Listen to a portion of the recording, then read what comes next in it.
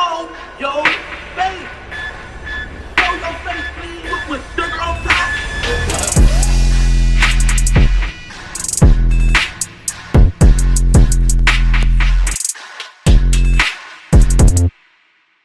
Hey, what's up, y'all? Y'all know my slogan. I don't know it all, but I know what I've been through. Now, before we get into this video, please make sure you head on down to Instagram and follow us on our official Instagram page at hookahanonymous_.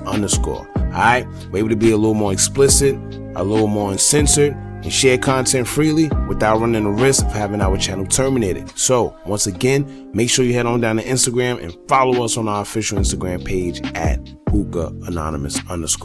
Alright? Now let's get into what you guys came here to see. Now, recently up-and-coming independent artist LaRussell did an interview with Hoffa where he explains how he almost got Finesse into signing a 360 deal with ROC Nation that didn't include any money. Alright? Now, I feel this is very important to talk about for many reasons, with one being that if he wasn't careful, he would have signed himself into a contract where he shorted himself, and he's not the only artist that may have came across this same type of deal.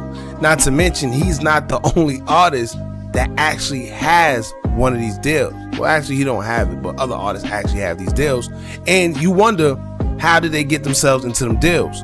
You know, you often see artists talk about, I'm in this deal, I messed up, I did this. You know why? Because they didn't read them contracts.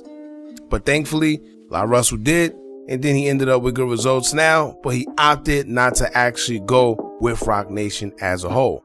But anyway, shocking enough, most people are surprised at ROC Nation being the label he's referring to, with someone as credible as Jay-Z. You would think that they would have a little more respect for artists, especially being a label that's supposed to represent the culture, with the head of it being someone who came from the same place.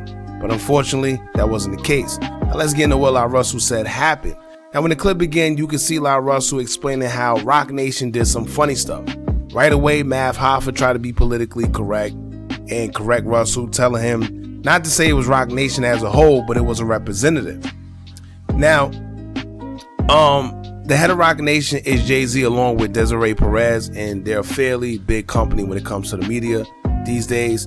I don't know if Math was trying to keep it political from that perspective by telling Russell to be specific and who he was dealing with, but Russell answered back the same way I would, by saying, well, whoever it was represents the company. Therefore, it don't matter who it was, right? They were from ROC Nation. You know, at the time they represented ROC Nation. Therefore, it was ROC Nation who did what they did, and he's absolutely right. All right. Now he goes on to describe how he was offered the deal, and as soon as he was offered the deal, he called Charlamagne the God, asked him to connect him to Jay-Z because he couldn't believe what he was offered at the time. And of course, Charlamagne laughed, because we all know that it's not that easy to get in contact with Jay-Z. That's Jay-Z. You know, you got guys that have been in the industry forever and still can't just get in contact with Jay-Z. So, you know, what is Charlamagne gonna do with a new up-and-coming LaRussell? So Russell explains, well, look, I just want to know if Jay's aware of what they offered me, because I assume it was disrespectful. But he wanted to know if he knew, you know, and if he does, then cool. But if not, then Jay needs to know what's going on within his organization before this representative be the reason why they crumble. So Russell goes on to say that he was sent a deal in which only had the terms attached and a $15,000 discretionary fund. What I'm gonna do with $15K? For y'all that don't know what that is, you know, discretionary fund is an amount of money that is available to spend on things that are not considered necessary, but that may be useful, right? So in other words, you know, in little layman terms, it's money that the label would give you, you know, but they will be able to tell him whether it's a risk or not upon whatever purchase he decides to make, right? If I'm not mistaken. Either way, they still get a say-so in what he spends the money on. So Russell describes that the terms was to deliver certain projects, a 10% 360 involved, in a 15K discretionary fund, and that was it. No money attached, no nothing. So he goes back to the office. They ask him what he thinks about the deal, and he asks him, well, where's the money? Where's the money? Like, where the numbers, right? You know, and they acted as if they didn't know what he meant and were shocked about the deal he was offered. So the person made a call to set things straight and get him a new offer, and boom, within 30 seconds, they had a brand new offer. And by that time, he got a new deal. Even though it was much larger, he was still already turned off by what just happened, because he felt that if they could make a mistake like that on $750,000, then what other mistakes can they make? Then you made a $750,000 mistake. I don't want to do business make mistakes that big. You gonna and I must admit, he made a strong point with that one, because then he says, well, if I would have never read the contract and I just, didn't realize and I just signed, was they going to realize it was a mistake or just keep it how it was? It's kind of like you trapping somebody into a contract. It's like, well, we didn't get it, we didn't realize it, but you signed the contract. So, are they going to fix it right away, or you going to have to spend a whole lifetime sitting there trying to get them to redo the contract, and they just take it upon themselves whenever they want to do it? Then you probably got to go through all kind of lawsuits. But at the end of the day, once you sign that contract, it's hard to win against that, because that's your signature. So your chances are slim to none in the courtroom. Anyway, now you got to ask yourself, right? I wonder how many artists made this very same mistake.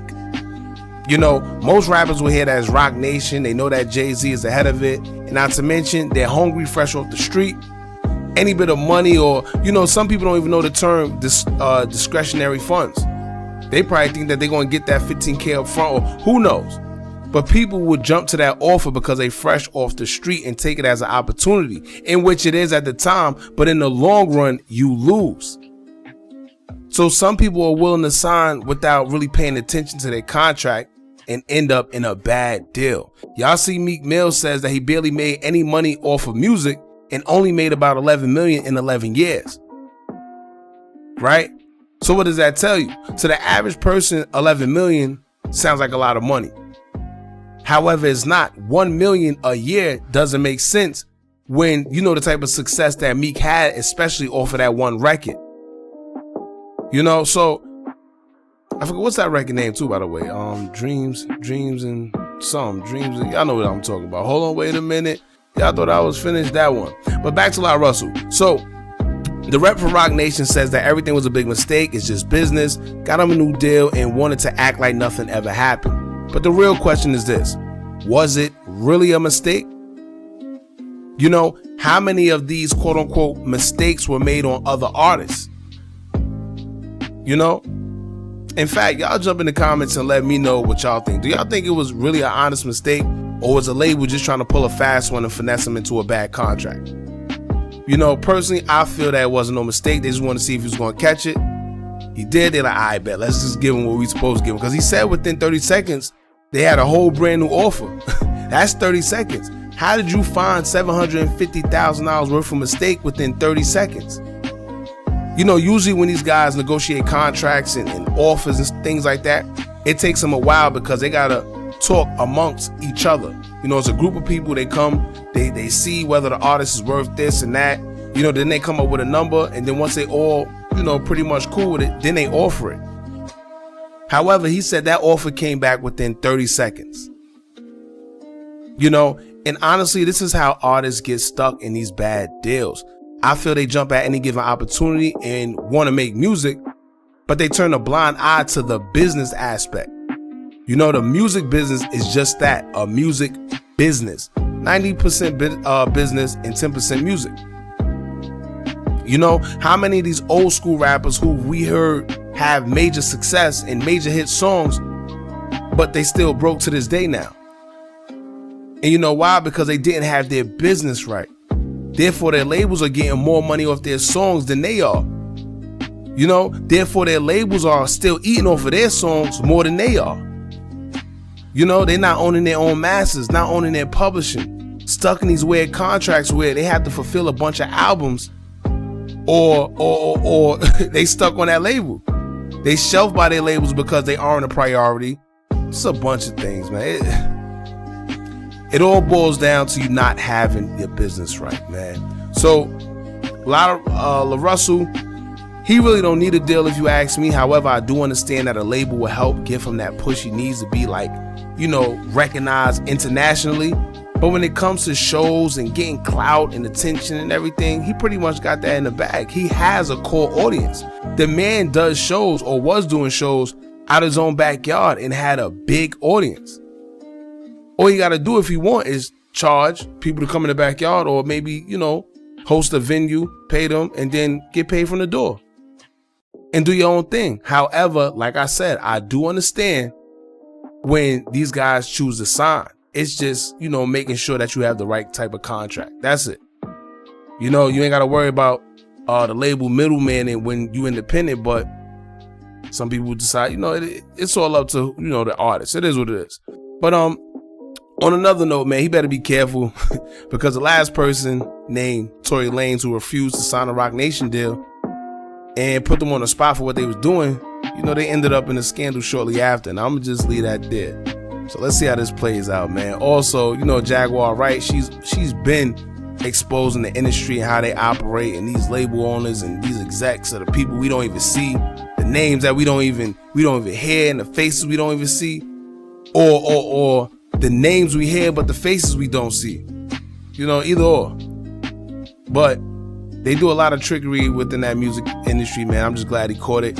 LaRussell is definitely a dope artist.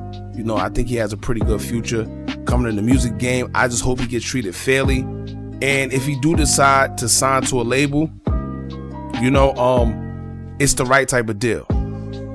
So, other than that, man, like I said, y'all jump in the comments. Y'all let me know. Do y'all think this was an honest mistake? Do y'all think they just probably made a mistake and you know, wasn't really trying to finesse him?